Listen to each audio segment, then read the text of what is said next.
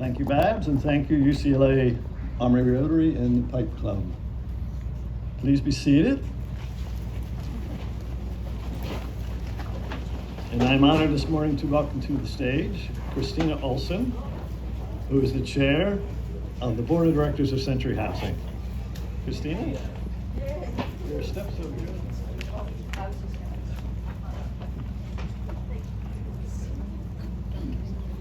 Get that out of the way, get my glasses on. Good morning. Good morning. All right, good morning. Welcome as we celebrate the groundbreaking of buildings 158 and 210, which together will provide 87 supportive homes for formerly unhoused veterans. Yay!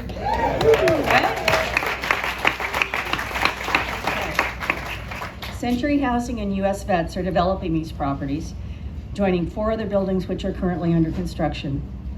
In partnership with the VA, today's groundbreaking marks a very important halfway point. Can you believe that? Halfway point on our journey to deliver 1,200 homes and supportive services to veterans at the West LA VA. The Veterans Collective, comprised of Century Housing, US Vets, and Thomas Safran and Associates, came together to deliver on the promise of 1887. That year, Arcadia Bandini, DeBaker, and Senator John P. Jones donated 300 acres of land in Los Angeles to the Pacific branch of the National Home, which would one day become the U.S. Department of Veteran Affairs. We're fortunate to have a member of the Bandini family with us today, Christine Berry, wherever Christine is. Hello, Christine. Oh, okay. Well, she was going to be here. Well, we thank her for her family's commitment to creating a healing, restorative space for our nation's heroes. We honor that commitment today in creating the nation's largest supportive housing community for veterans. We want to especially acknowledge our partners at the VA who have invested more than $100 million to make critical improvements to the infrastructure, helping to prepare parcels and buildings for redevelopment on these hallowed grounds. We are also grateful to our lawmakers who have championed our mission, including Representative Brad Sherman, who is here with us today, Senator Alex Padilla, and of course, the late Senator Dianne Feinstein, a longtime supporter of veterans' causes, right? A longtime supporter of veterans' causes, including our work at the West LA VA. And on behalf of Century, I want to thank our partners in the Veterans Collective, US Vets, and Thomas Safran Associates. Despite all the naysayers, we have already built hundreds of supportive homes for veterans since our selection as the private developers in 2018. Gosh, time flies, doesn't it? This week, we commemorate Memorial Day, honoring our nation's warriors who have made the ultimate sacrifice. One warrior whose memory continues to embolden and inspire us is the late Judge Harry Pregerson. Judge Pregerson was a World War II veteran and Purple Heart recipient. He served with the U.S. Marines and was critically hurt in the Battle of Okinawa. His leadership and vision helped pave the way for the creation of Century Housing and US Vets. Judge Pregerson would be so proud to see that we are carrying out his legacy today with partners from the city and county of LA, state of California, the federal government, and many, many others who are fighting alongside us to ensure that our veterans have a supportive, safe, and thriving community to fulfill that promise of 1887.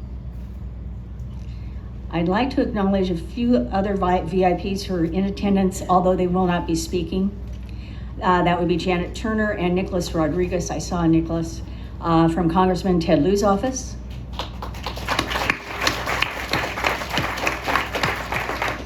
Nick Ferries from State Senator Ben Allen's office. Amy Perkins from Supervisor Horvath's office. Ron Griffith, President and CEO of Century Housing. My fellow Century board members, Rocky Young, and John Chang. And Gregory Robinson. Where did you come from? You made it. Good. Glad to have you here.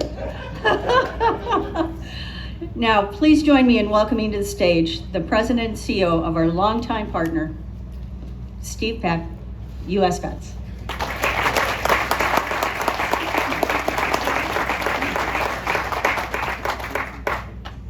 Good morning. Welcome to our community. And this is becoming a community. These are two more buildings, adding 87 units to the 230 that are already occupied by formerly homeless veterans, and the 400 plus that are already under construction. So once we get this done, we will have 700 units for homeless veterans. And the building that U.S. Vets is developing, building 210 over yonder, will be primarily for women veterans and women veterans with their children. There are way too few units to help them get off the street and stabilize their lives. U.S. Vets is also the lead service provider here. So because it's a therapeutic community, we want to make sure that every service that every veteran needs will be available here. This building on your right, Building 300, was due to be turned over last year, but it will be turned over in August of this year. That will be our wellness center on the North Campus. There will be a food bank there. There will be a legal clinic there, peers there, employment services, and homeless prevention services. So if we do this right and can house a couple of thousand veterans here and prevent more veterans from becoming homeless in the first place through the services that we provide there, then we are going to make a significant dent on the homeless population in Los Angeles.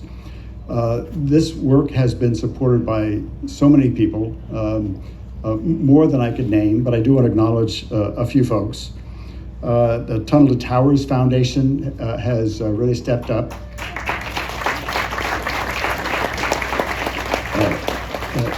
In a big way. The corporation that got us started is Home Depot Foundation, and Francisco Uribe is here. U.S. Vets currently has the two largest homeless programs in the country. In Long Beach, we have the Villages at Cabrillo with Century Housing. That's the largest. Second largest is our inaugural site in Inglewood that Judge Harry Pregerson found for us. This is bigger than both of them put together. So the size of this task is massive, and really everyone has stepped up to help us. Also, Wells Fargo has given some funding to us. City National Bank, USAA, Cedars-Sinai, and the Southern California grant makers. They came here en masse some time ago, understood the impact that this could have in the homeless population, and a number of those foundations have really stepped up to help us. So thank you, all of you, for helping us create this project that will have a dramatic impact on our homeless veteran population. It is now my pleasure to introduce Congressman Brad Sherman. Maybe I'll let you finish writing your remarks. He inherited this site from Ted Lieu in the redistricting, and immediately told us that he would carry on that legacy, and has been enormously helpful ever since.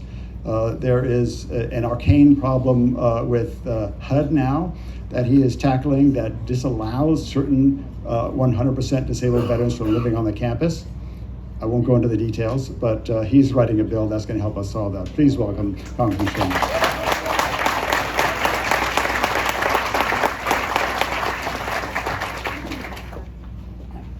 Hello, I'm Congressman Brad Sherman from America's best named city, Sherman Oaks.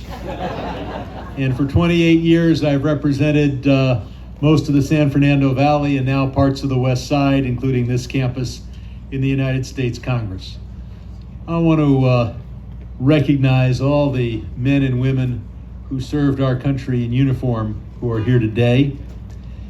We should honor them not only on Memorial Day weekend, as we did, but we should honor them by making sure that every veteran has a place to live. Until then, we really haven't done what we need to do for those who have defended our country. I'm pleased that I now represent this site in the West LA VA. I was here a year ago when we broke ground on 5 new residences. Today we break ground on 87 more. We'll be at 730, as other speakers have pointed out. And the goal eventually on this campus is 1,200, but we've got to go even beyond that, because there are 2,000 to 3,000 homeless veterans in LA County, and we need to have housing for every single one of them, whether it be here or elsewhere in LA County. And every step we can take to bring in money to build these buildings is important, and everything we can do to sweep away any obstacle that prevents it from being done efficiently and to provide for quality housing needs to be swept away. One of those obstacles Pete Point mentioned is that disabled veterans are being told they can't live here because their income is too high, because that income calculation includes their disability benefit, but nobody subtracts from that benefit the additional costs that one incurs by being disabled. And that's why we now have, I've introduced, and we've got a whole bipartisan group supporting the Housing Unhoused Disabled Veterans Act, to say that those disability payments are not included in income in determining eligibility to live right here.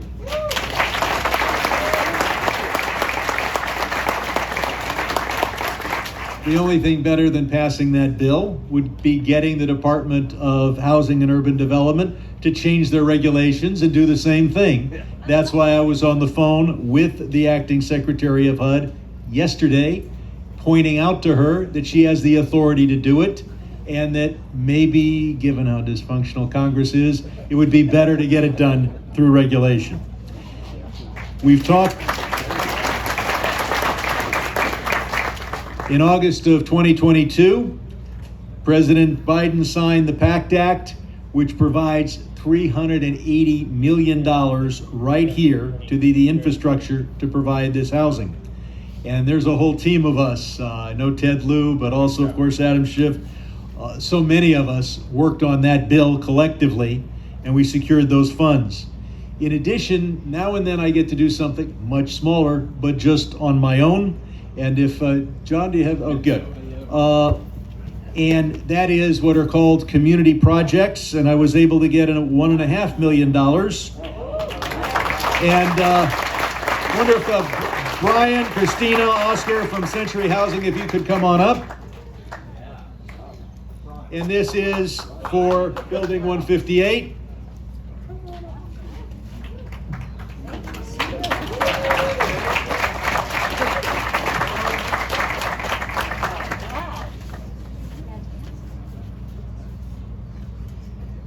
This way, boys. Okay. Look this way for one shot, please. Yes. And one more, please. So this is already law, but there's more. You may ask, why do I have a half a check for $2 million and another half a check for $2 million?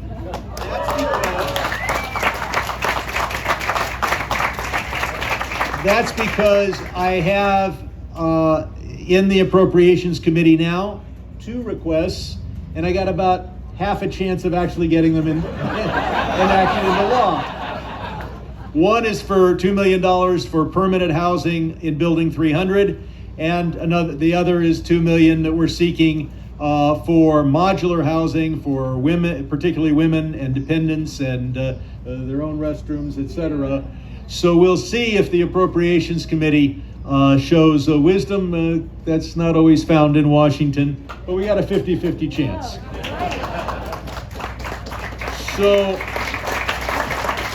I look forward to doing everything possible to getting every bit of funds we can to build housing here, also at the Sepulveda VA in the other end of my district in West Hills, and I'm not going to rest until every veteran is housed.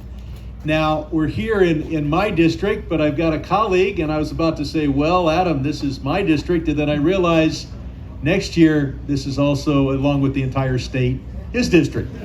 So it's my pleasure to introduce a man who has been and will be in a more powerful position next year, an incredible partner in trying to provide housing to those who served us in uniform. Adam Schiff, come on up.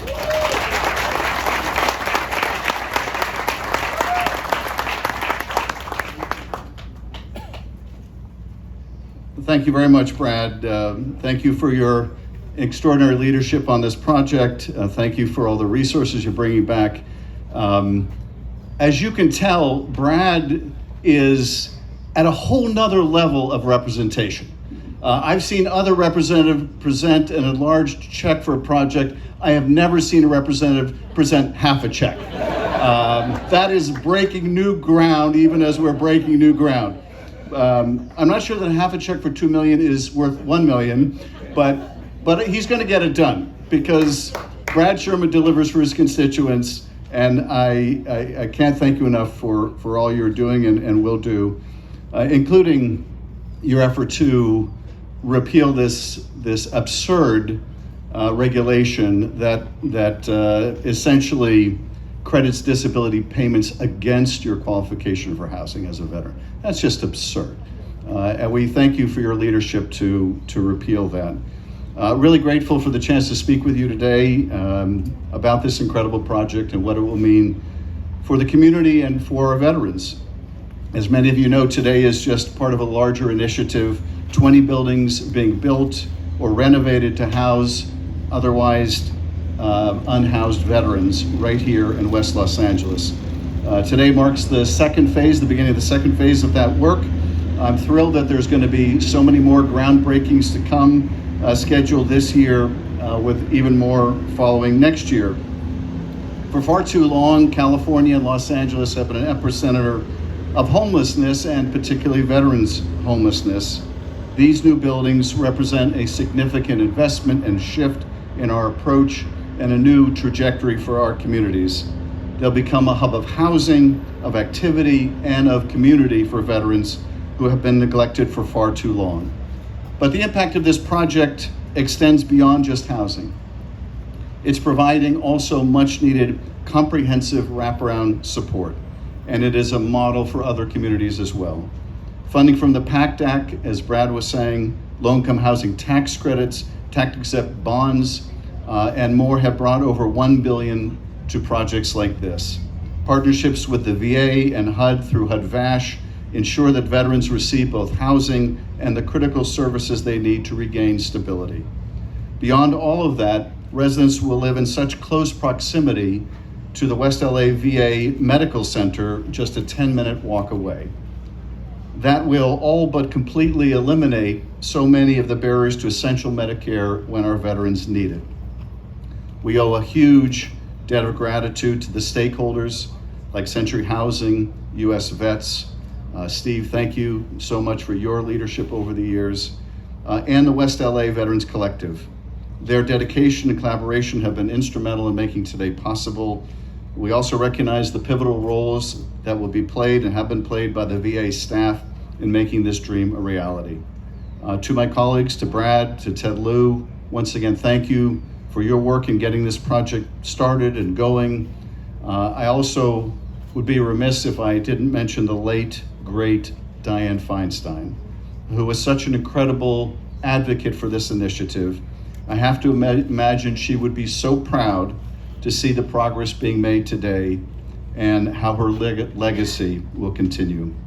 Finally, Babs, want to thank you for speaking to us in a bit, speaking on behalf of all the residents who will call this their home. This is about you. This is about your resilience and your strength and your future.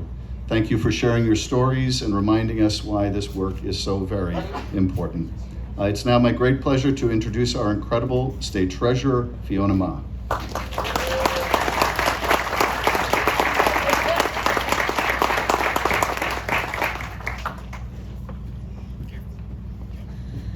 Thank you so much for all being here, and I love my job when I can go to ribbon cuttings and groundbreakings.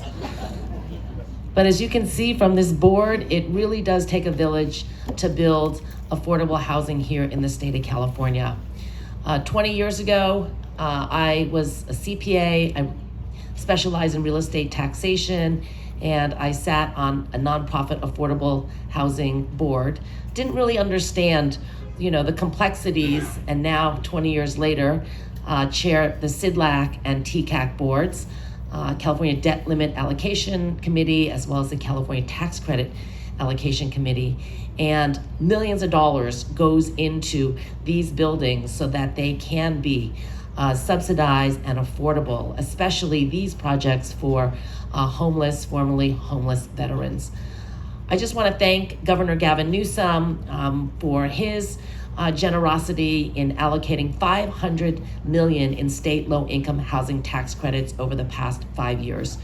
We both got elected in November 2018, and because of that extra boost, we have been able to take out so many of those applications that have been waiting on the shelves, and using the bond cap to be able to build more new construction for affordable, extremely low and very low income individuals in the state of California. We didn't think it was going to be in the budget this time, but the governor did put it back in, so we will continue to be able to build affordable housing in this next year. And I want to thank my partners. I know Gustavo Velazquez is going to be speaking, California Housing Finance Authority, as well as the Controller's Office and the Governor's Department of Finance, for being great partners. We have been extremely flexible and just trying to make sure that at the state level, we are not the ones that say no. But if you can get your application to our committee, we are going to do everything we can to extend deadlines, offer supplementals, jump through whatever hoops we all need to jump through, given the last couple of difficult years. But I want to congratulate everyone for a job well done. Thank you for all supporting our veterans. We would not be the country that we are without our veterans protecting our freedom and democracy around the world, especially here in the United States and California. So I do want to recognize the next speaker, Secretary Lindsay Sin from the California Department of Veteran Affairs. The Governor, Gavin Newsom, appointed her last year, and she is the first woman in about 50 years to be the secretary of this very important agency, and we work very closely with her. So, Lindsay Singh.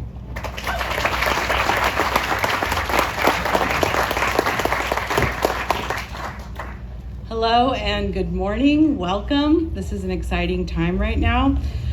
Before I start my remarks, I would like to take a small point of privilege. Since this is a veterans-related event, I would like to ask if you're able for all veterans to please stand and be recognized, because this event is about you.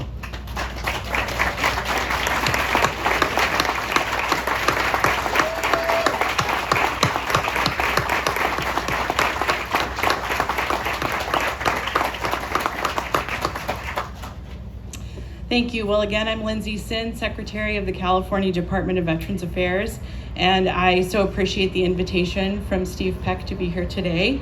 I'd also like to spend a minute saying a special thank you to all of the members of the U.S. Vets team, of the Veterans Collective, and the Housing Community Development Department, the State of California, and of course the VA for their ongoing work to make this campus a most welcoming place for veterans.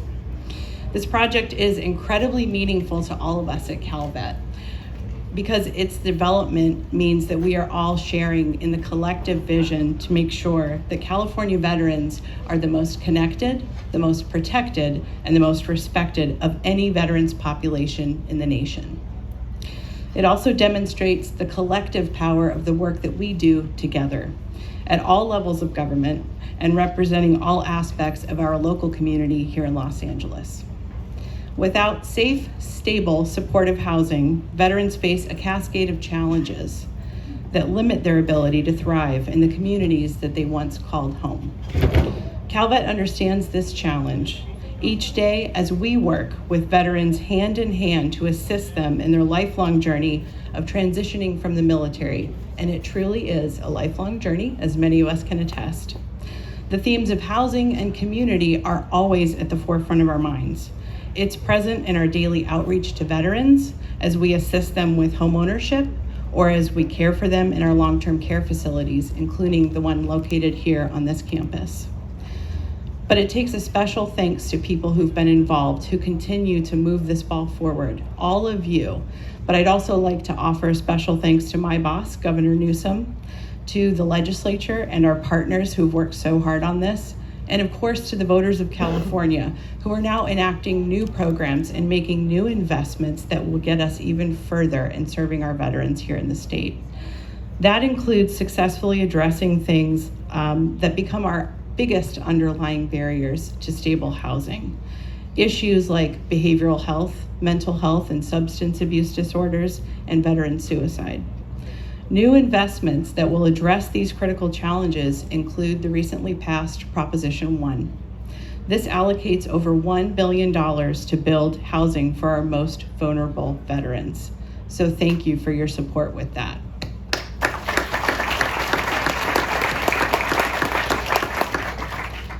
And recently, we also just announced at CalVet the availability of $38 million that are now available to nonprofit partners to support the mental health needs of veterans and their families through the California Veterans Health Initiative. But there's still more to do. Veteran housing units built with VHHP, or Veteran Housing and Homelessness Prevention funds, which predated some of the work here on this campus and also helped fund some of the work here on this campus, which was $600 million of investments into veterans housing. They will eventually, once all built, provide 6,400 units of veteran housing across the state of California. This will support our veterans in a sustainable and compassionate manner that both honors their service and treats them with dignity. So while we recognize that there is still work to be done and that it is never ending, including how we will ensure a workforce that is available, ready, and local to support the needs of the veterans on this campus, we are making incredible progress through continued work and investments. And that's all thanks to you. That's all thanks to the work that each of you are doing here every single day. So I am truly inspired as a Navy veteran and as somebody who advocates for veterans every day of our collective efforts. I'm very encouraged to see that our priorities are truly, maybe for the very first time, in total alignment. And that is all behalf of our California veterans and their families. So congratulations on yet another milestone, and I can't wait to break out the shovels. But now it's my pleasure to introduce our next speaker and welcome to the stage Mr. Robert Merchant, who is the Interim Medical Center Director of the VA Greater Los Angeles Healthcare System. Well, good morning, everybody. Secretary Shin, thank you so much. It is notable, at least to me, that this is 2 Navy veterans in a row, both of us having served as petty officers first class, if I'm not mistaken. Very proud of that service. So as the Interim Executive Director of VA Greater Los Angeles Healthcare System, it's really my pleasure this morning to welcome you to West Los Angeles on behalf of our more than 5,000 employees who are so privileged to serve nearly 90,000 veterans, not just here in Los Angeles County, but also in Kern County, San Luis Obispo, Santa Barbara, and Ventura counties. Those are 5,000 people who come to work every day delivering their best for veterans, and I'm very, very proud of our team. And for those members who are here, GLA employees, raise your hands and take a bow. Thank you for what you do for veterans every day. Next, it's my great pleasure to welcome to the stage Ms. Margaret Cabot. Ms. Cabot is the Principal Senior Advisor to VA Secretary Dennis McDonough. Ms. Cabot.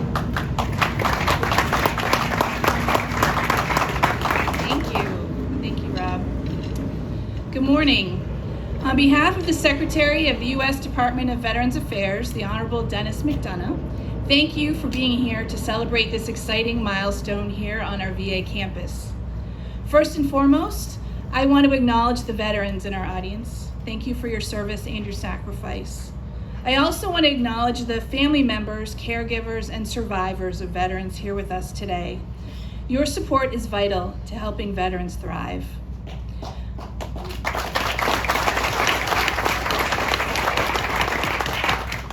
I'd also like to welcome Congressman Brad Sherman, Congressman Adam Schiff, California State Treasurer Fiona Ma, CalVet Secretary Lindsay Sin, and the chair of our Veteran Community Outreach and Engagement Board, Rob Begland. There are other members of the VCOEB here as well, so thank you all for being here and your ongoing support. Your presence speaks to the teamwork that we need here in LA and around the country to end veteran homelessness. And maybe more importantly, you hold us accountable at VA and you make VA better. Thank you to all of the VA staff here. We really do have the best mission in government, and I'm humbled to be your colleague. We're here today with our principal developer partners, Century Housing and US Vets, to break ground for buildings 158 and 210. These new buildings will join the 4 already open here on campus, currently providing 233 veterans with permanent supportive housing. Another 374 are under construction and will open within the year.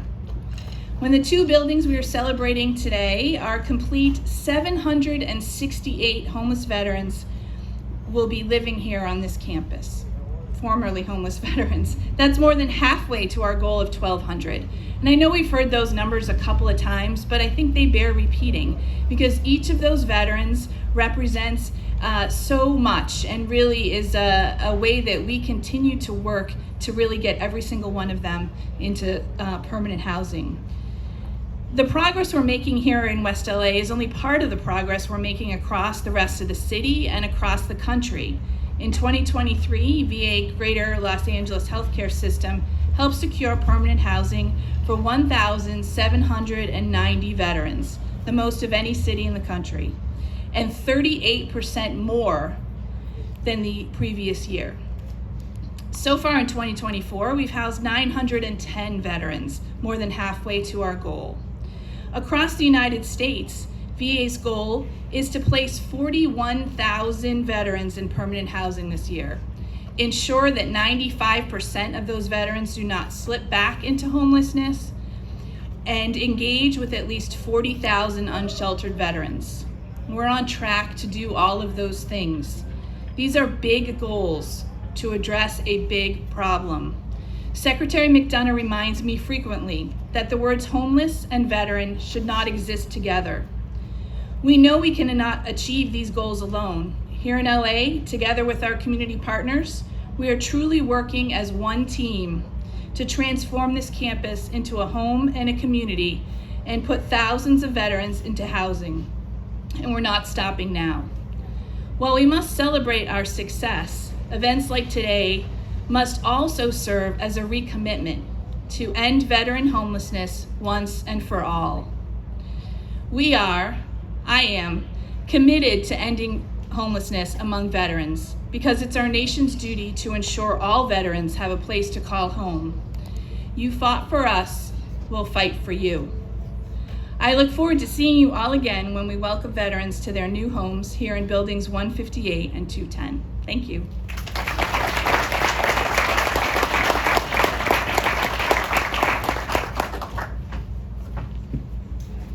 Thank you, Meg. And now please join me in welcoming to the stage Gustavo Velasquez, Director of Department of Housing and Community Development. Good morning. I am thrilled to be here with Secretary Sin from CalVet to add my congratulations on behalf of Governor Newsom to the VA Veterans Cooperative, Century Housing, Mayor Bass, the County of LA, and everyone here for launching this new phase in building more veterans housing. And let me say, Congressman, thank you very much for your efforts to solve this issue that I first became aware in terms of the income eligibility restrictions for veterans who have this ability. When I served as the Assistant Secretary for the Office of Fair Housing at HUD in the Obama administration, we tried with Congress to address this. We couldn't. We actually faced a lot of opposition, which just doesn't make sense.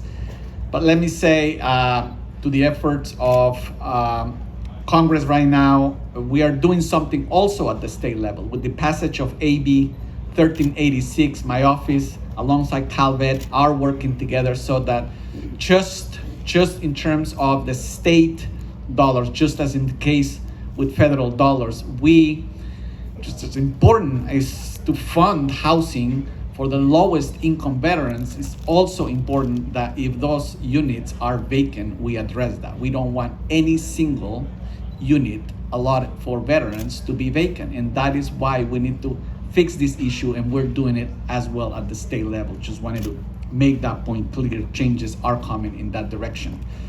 HCD and the Newsom administration are grateful to be among the many public and private sector investment partners committed to this worthy cause that will ultimately serve more than 3,000 vets. Let me say, when I came to this position about 4 years ago, I had someone come and tell me, we as West VA campus, should be an effort led and funded really just by the federal government. Governor Newsom did not believe that, and now we are over $125 million of state programs invested across various programs in many buildings on this campus, and this is the right thing to do for the state of California. We all know California is where dreams come true, the beacon of hope, and for a growing number of people experiencing homelessness, this will not be pipe dreams anymore. Just through our local efforts in the last 4 years, 350,000 people experiencing homelessness have gained access to local services. 72,000 have been able to exit homelessness and go into permanent housing, with fewer than 10% ever returning to the streets. HomeKey, a program that you may have heard about, has also added more than 15,000 units alone. But Governor Newsom is the first one to admit California remains the epicenter of the homelessness crisis in our country. We still have way too much work to do, especially in helping those with severe mental health challenges. Fortunately, Proposition 1, passed by voters last March, has authorized the issuance of more than $6 billion in general obligation bonds to provide housing and treatment sites for Californians with severe behavioral health issues who are experiencing homelessness. More than 11,000 new treatment beds, supportive housing units, and more outpatient care will be provided by Prop 1. And if you haven't noticed, nearly $1 billion of those funds are reserved for veterans housing. Again, I salute you all as you proceed with 2 more buildings, and look forward to continuing to work with all of you in the months and years ahead. And now it is my pleasure to welcome another great partner here at the local level, Emilio Salas, the Executive Director of the Los Angeles County Development Authority.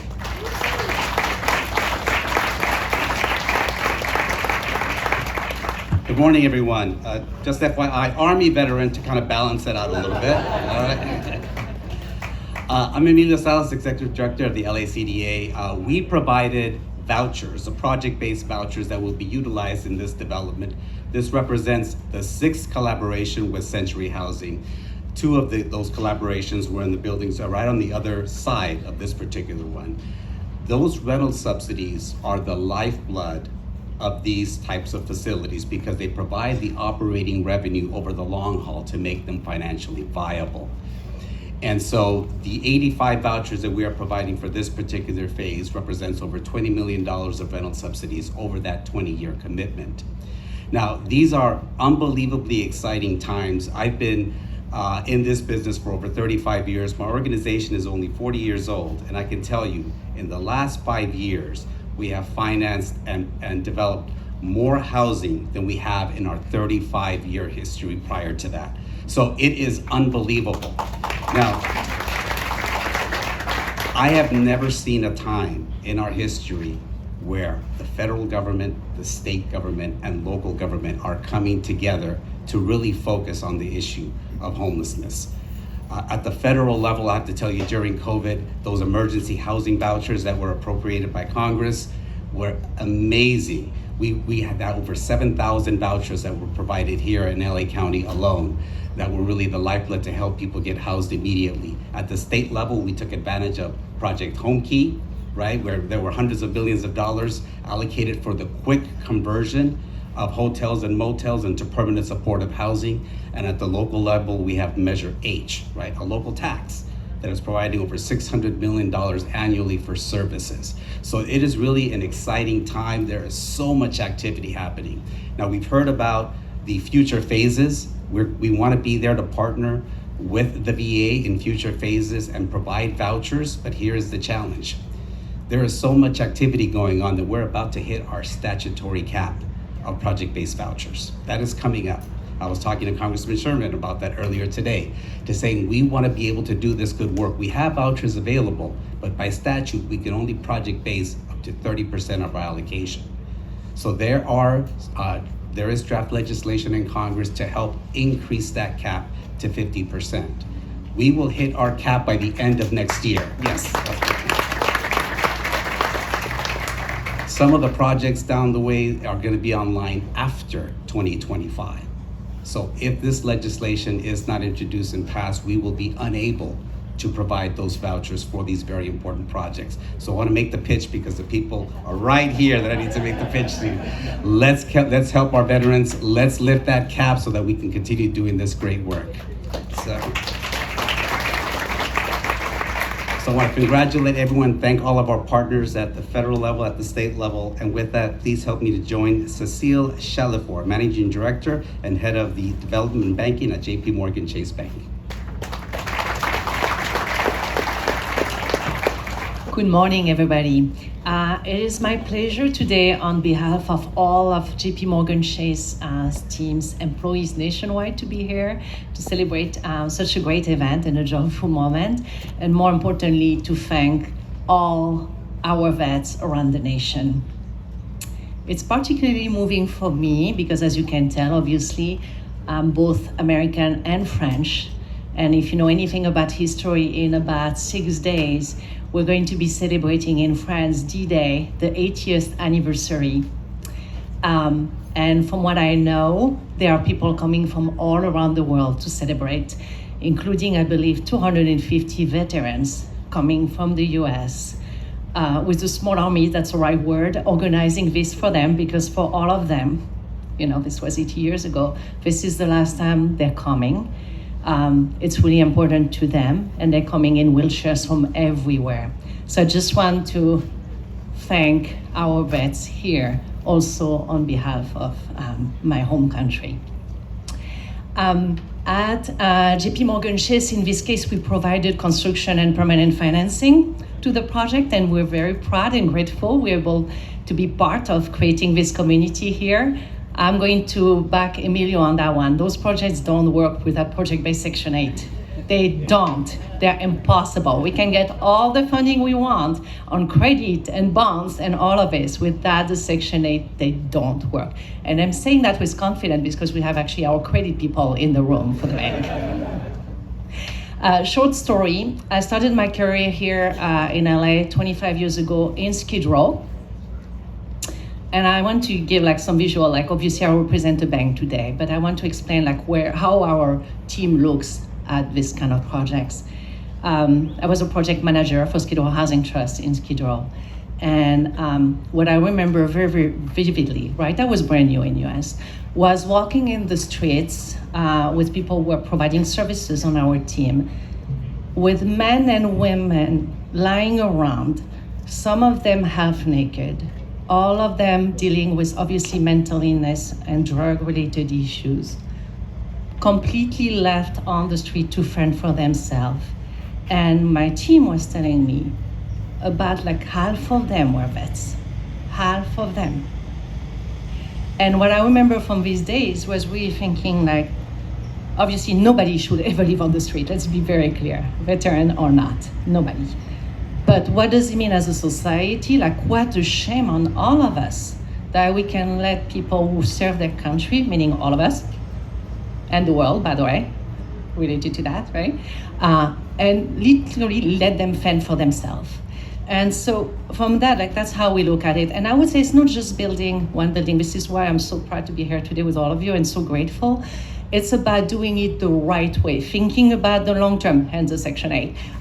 Also doing it right by them with the right services, the one they deserve and need, that are addressing their specific need, their specific trauma.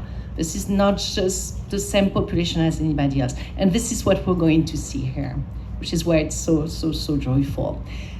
We have seen progress, we have more to do, and I think the point is, like, literally we have to stand by our vets like they stood for us until there is not one left on the street. So we have a way to go, but even one is too many.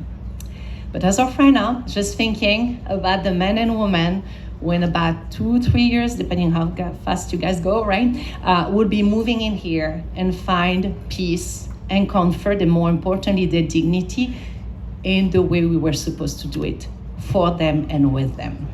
So with that, it's my pleasure to introduce Tess Benko, who is the project director for US Vets Los Angeles site and community director for the West LA Veterans Collective. Thank you, everybody. Good morning, everyone. It's such an honor to be here among you. But I wouldn't just call serving and working with this team an honor. It's a sacred duty. It's a sacred duty and it's an imperative. As a service-disabled Marine Corps veteran, a mother, a military widow, I can think of nothing more important than not just the housing, but the community that goes along with it. The services and amenities, the accessible services and amenities that veterans have said time and again that they want here at West Los Angeles. In working together with the collective, the services side and now the community development side, raising the US Vets West Los Angeles site, which now Nicole Negretti, our new teammate, has began to run and stand up additional VASH teams. I can tell you that watching the transformative nature of the power of community in these units, in this community, which the community already exists here. There's on any given day almost 1,200 veterans that live in the continuum programs on this campus, all the way from transitional to the Calvet home. In watching that unfold, there have been some very great joys in learning about veterans from all walks of life, across different age ranges, learning about their stories and where they come from. Because of that, I want to say that it's my distinct honor to introduce veteran Babs Ludke, who is one of the first women veterans to live in Building 207, but also spent, before coming to Building 207, over 10 years as a veteran peer with the Veterans Administration. And she can speak directly to the transformative power of community like the one that we're so honored now to have her at. So with further ado, I introduce, no further ado, Babs Ludke.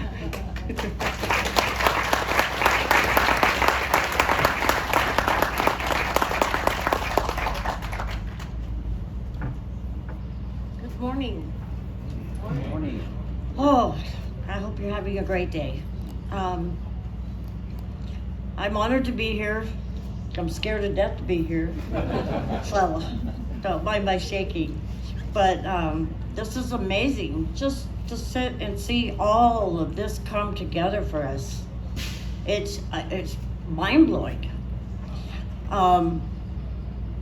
Gosh, I'm so blessed and proud to be here. I was an Air Force veteran, so yay, Air Force.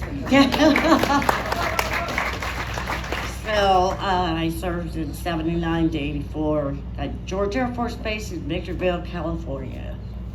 I also worked with the recruiters some at Norton Air Force Base. And my career in the Air Force, I was in the motor pool. I used to want to drive the big truck, but they kept saying, no, you're too small. So I'd sneak into the cab, and when the guy took off to go, I'd call back and say, I'm in it, I'm learning it. They couldn't fire me. So, so we just fixed that. So, but yeah, my journey here has been amazing. I was a peer support specialist, or still am actually. Once you're a peer, you're always a peer. So, thank you. I'm a transplant from Loma Linda VA, but I've actually been at all but 2 of the hospitals in this visit. And I have to say, this is like untouchable. And just to have the building 210 for females to come, I want to call all my female veteran friends and say, come here. Boy, it's amazing, because at every place I've been, they don't have anything for women. They don't have anything at all. And then we get the women that come in there with children and domestic violence and stuff like that, and it really complicates things. But they deserve what you guys are doing. They deserve to have a great place to go. I am one of 2 women veterans in building 207. So there's 59 apartments and 2 of us in that building. So that makes for interesting meetings. So, I did come through from Loma Linda. Loma Linda sent me here because of domestic violence. I had been in a really bad situation, and I called the housing social worker that I was working with in San Bernardino at Loma Linda VA, and they had me down here in LA. And within 48 hours, I was out. So that's something I could never repay for them. I'm grateful for that. I was sitting down here, and I went into program at Oasis, which is the New Directions for Women. And that program helped me a lot. I stayed for 5 minutes in the tiny homes. That's like the Wild Wild West, so that wasn't for me. So, and then I ended up back at Loma Linda, and I have had addiction issues. And so my daughter keeps an eye on me, though. She works for the city, and she knows how to find me. So she took me to Loma Linda for a couple months, but the housing there wasn't anything, so I ended up begging to come to the Dome. And I finally was accepted at the Dome, and I learned a lot at the Dome. That was the place I finally learned that it's okay to take care of me. So I've been a peer, I've helped hundreds of veterans, and I love that job, but I get all consumed in it, and I don't take care of myself. So I have learned through the Dome and these programs. The housing that I have now, they're supportive there with the case managers there. So I'm learning, I'm healing. I go down to Narcotics Anonymous or AA meetings at the Dome every day. And I could go to the doctor anytime I want, real easy. So, but the hike up the hill is getting to be a lot.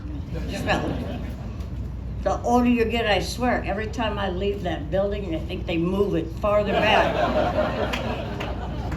So, but yeah, there's a lot of amenities that are here, and we do need a lot more stuff. As my peer support role at Loma Linda, I was there to share hope. Really, that was my job. I worked with severe mental illness at Loma Linda, inpatient psych, and that was my favorite spot.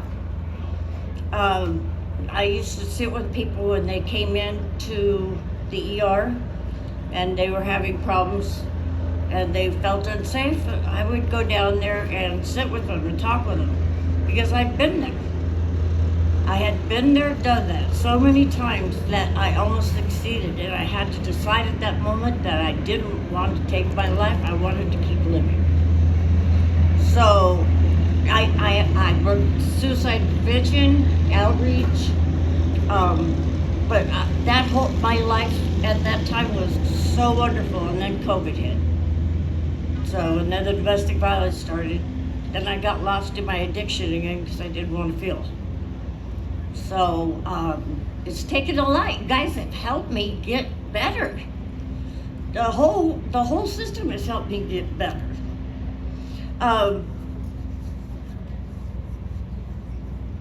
Sorry.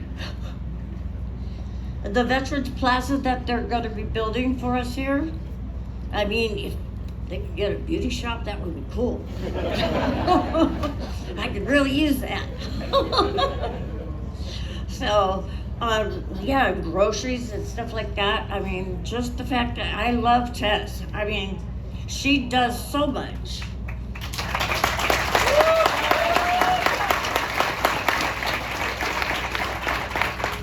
I'd like to just follow her around. She's always in the middle of stuff, and that's what I like. So, but I don't know. I'm just grateful to be here. I thank you guys all for your support for us. I love that they're doing something for women veterans because it is so needed. So thank you all very much.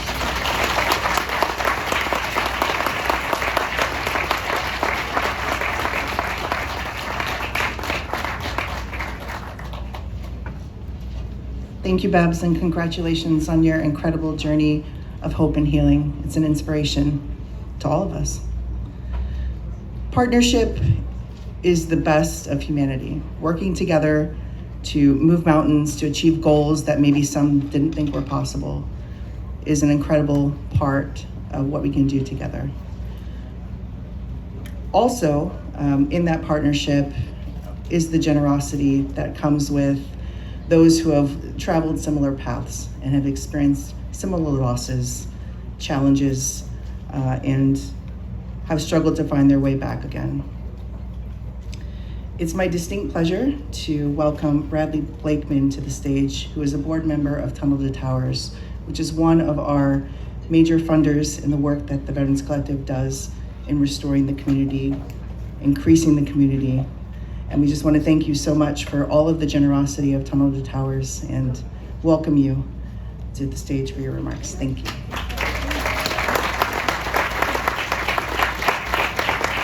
Good morning. I bring you greetings from the board of Tunnel to Towers. For those of you who don't know our charity, it was born out of the sacrifice of Stephen Siller, who was a New York City firefighter who just completed his mission on 9/11. His tour of duty. He was heading home through the Brooklyn Battery Tunnel from Manhattan to Brooklyn. He heard what was going on in back of him. When he got to the Brooklyn side, he tried to get his car turned around to go back and respond. The tunnel was blocked. He took 63 pounds of gear on his back, ran through the tunnel, responded to the South Tower, and died saving people on that day. On 9/11, 2001, I was a member of George W. Bush's senior staff. I was in the White House, and we were evacuated because the plane that crashed in Shanksville, they said, was coming for us. And I had 150 people I was responsible for at an off-site location. Unbeknownst to me at the time, my nephew, who was a first responder, New York State court officer, one of three who responded. He was an Army vet medic in his spare time, and a volunteer firefighter. He responded to the South Tower, and he too was killed. In addition, my brother, Bruce, was a member of the Port Authority of New York and New Jersey that owned the Trade Center. So my family had a very close relationship to the events on that day, which led me to Tunnel to Towers. And when I met Frank Siller, our CEO, I was at Fox News talking politics. He was at Fox News talking philanthropy. In the green room, we reminisced about our stories. And I gave him my card. I said, if there's anything I could ever do to help you, you call me. The next day he did, and I was put to work. And I tell you what, every day has been a pleasure helping our heroes. We have 3 missions at Tunnel to Towers. We pay off the mortgages of fallen first responders and military before they're buried. No bureaucratic paperwork. You served, you sacrificed. This is the least we can do for your family. We also build smart homes for critically injured first responders and military injured in the line of duty. We build the home to your injury. Our board decided 2 years ago we weren't doing enough. Our board decided that our mission now is a third mission to eradicate homelessness amongst our veteran population. That's where we met Steve with US Vets. And once Steve told us the story of US Vets, their history, and what they were doing to help our homeless veteran population, it was a no-brainer.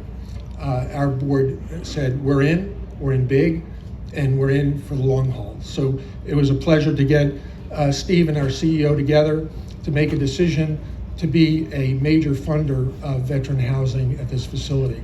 And I will tell you by the storyboards you see here, one of the great things I learned in government service, I worked for Ronald Reagan and both Bushes, is that the greatest accomplishments that ever have happened in our country have been public-private partnerships. When the government gets together with the private sector, there's not anything we can't do. And by doing it together, it's a complement between the power of the government and the power of the people. And these storyboards reflect that power. This was a great vision, and it languished for a while. And then we got the public and private sectors together, and here we are today.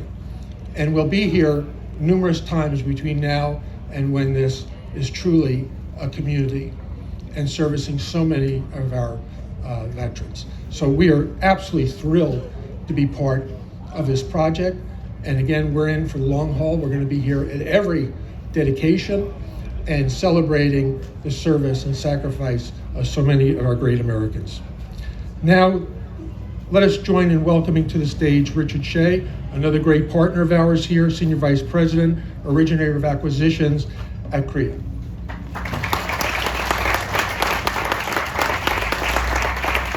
Thank you, everybody, and good morning. Wow, what a morning it is. I'm truly humbled to be here among this group of people that are doing such amazing things to help veterans in our community. I am Richard Shea. I am with CREA, and I'm also very proud and very honored that CREA has been able to play a part in facilitating with our partner, USAA, over $40 million of investment in the two projects we're celebrating today. Before I introduce James from USAA, I would like to thank our development partners on Building 158, Century Housing, on Building 210, US Vets, and Kingdom Development, and also the Collective for giving us the opportunity to truly participate in this transformational project. I'd also like to recognize Shane Sorotiak from USAA, who was a tireless advocate at USAA for them to be able to participate in this project.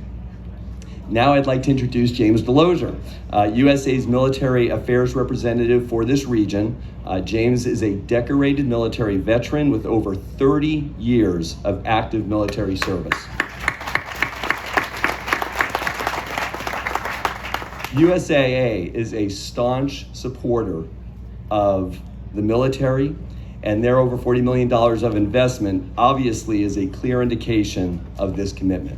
Please welcome James to the stage.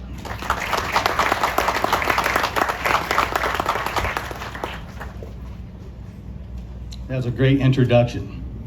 My name is James Delosier. I retired from the United States Navy in 2014 as U.S. Naval Forces Central Command, 5th Fleet Command Master Chief after more than 30 years of service, which I'll note 26 of the 30 here in Southern California.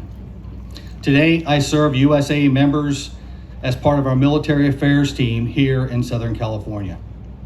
The vast majority of those who serve our nation as members of the armed forces successfully adjust to civilian life. But as with any group, there are also those who struggle. As someone who served myself, I personally know some who unfortunately have fallen into the latter category. One of the predictors of success from my experience is making decisions where you don't lose the sense of military community. And this project will offer residents that sense of community.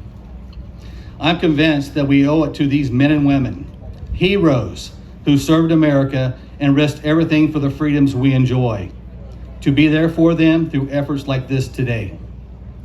For the past 102 years, USA has had one mission: to facilitate the financial security of the military community. USA has always been committed to serving the community beyond just providing financial services backed by exceptional service. We see this commitment by USAA and everyone here today in investing in affordable housing for veterans like the beautiful homes we see before us. The need here is also great. To help meet this need, USA is proud to have started a veteran housing initiative to commit $100 million by 2025. To date, we have committed over $80 million of that amount, with over $40 million here at the West LA VA campus. On behalf of USA's 36,000 employees and the members we serve, we appreciate the opportunity to be here today. I would now like to introduce the Director of the West Coast Debt Organization Team at City Community Capital, the Affordable Housing Lending and Investment Arm of Citigroup Incorporated, Mr. Howley.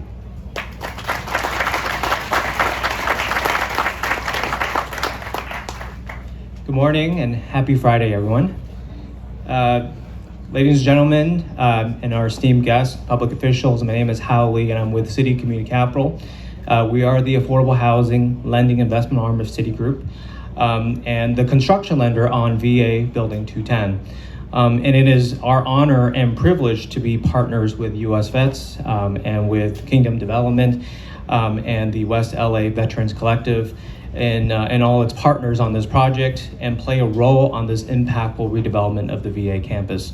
While we have not officially closed the financing, we're supposed to close next month, Citibank is expected to make a $20 million construction loan using tax-exempt and taxable bonds.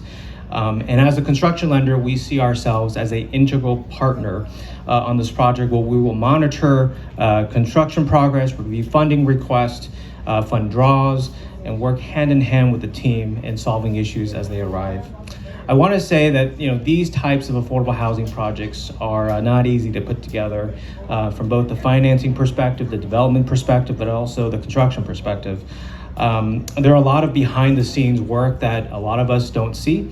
The history that we don't get to experience, such as the entitlement process, applying for the tax credits and the tax-exempt bonds, cobbling together the financing, which is not always easy, getting all the construction pieces lined up, and then actually building, which is a lot of work and a lot of issues we have to work through.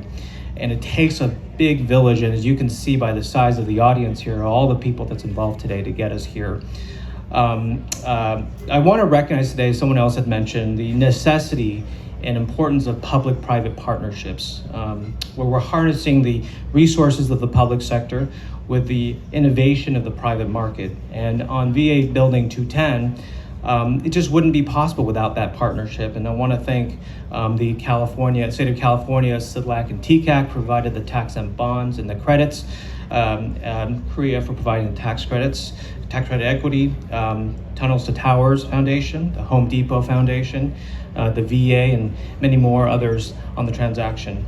And I want to say that Citibank is committed to being an impactful partner in financing affordable housing here and across the country. Last year, we financed 228 affordable housing developments across 35,000 units in the United States. And in Los Angeles, the city of Los Angeles last year, we financed over 1,300 units of affordable housing last year, including 250 units of veterans housing. And over the last 10 years, we've provided over 7,000 units of housing financing across the city of LA. And we are deeply committed to the preservation and creation of affordable housing for families and for veterans. I cannot wait for VA 210 to be done, to meet the residents, the veterans and their families, hear their stories, where they've come from, and where they want to be. That makes everything worth it. And now it is my pleasure in welcoming to the stage Francisco Uribe, the Senior Director of Government Relations at the Home Depot Foundation. Thank you.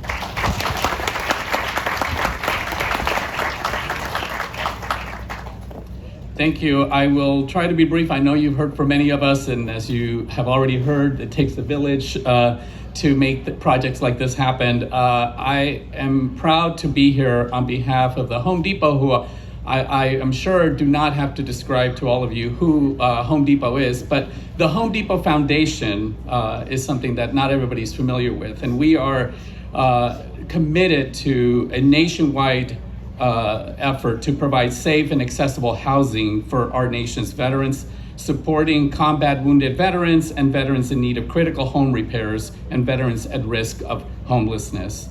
We're proud to work with organizations like US Vets, Century Housing, Tunnels to Towers, and many others across the US, but especially here in California, to make this a reality. To date, the Home Depot Foundation has donated more than $500 million to provide projects, to support projects like this, and we're committed to investing $750 million to veteran causes by 2030. So we look forward to continuing this effort. So like I said, I don't want to belabor and want to make sure that we move on to the rest of the ceremony and close this out. So we look forward to continuing to build on this momentum with our partners, all of you, in service to our nation's veterans. And so to close us out, please help me welcome to the stage Brian DeAndrea, Senior Vice President of Century Housing.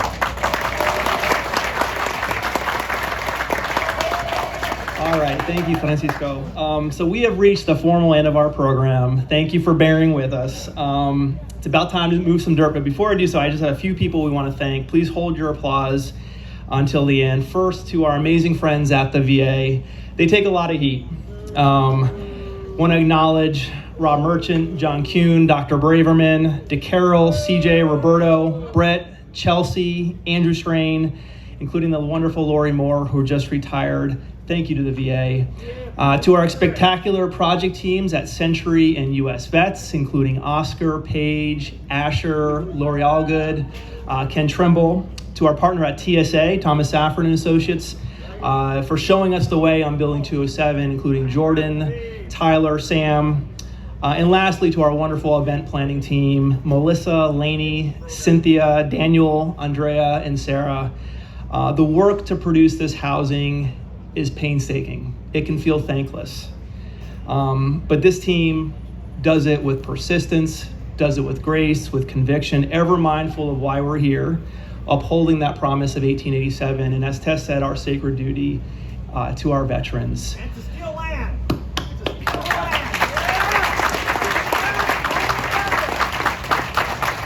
And so with that, I'd like to invite all of our speakers this morning to join us across the street behind us here for a ceremonial groundbreaking. Thank you so much for joining us this morning.